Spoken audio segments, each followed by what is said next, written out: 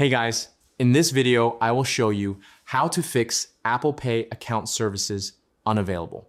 All right, so let's begin with the video. If you are seeing the Account Services Unavailable error while trying to use Apple Pay, there are several things you can check to solve the problem.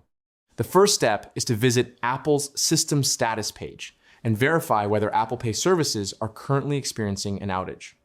Temporary server issues can sometimes stop users from accessing Apple Pay features properly. Next, make sure your device is signed in with the correct Apple ID and confirm that all of your payment cards inside the Wallet app have been fully verified. Incorrect account details or unverified cards can prevent Apple Pay from working correctly. After that, check that your iPhone is running the latest version of iOS and confirm that you have a stable internet connection, since poor connectivity may interfere with Apple Pay services. Once those checks are complete, restart your iPhone and try opening Apple Pay again. You should also ensure that authentication settings, such as Face ID, Touch ID, or your device passcode, are enabled, because Apple Pay requires one of these security methods to authorize payments and account access.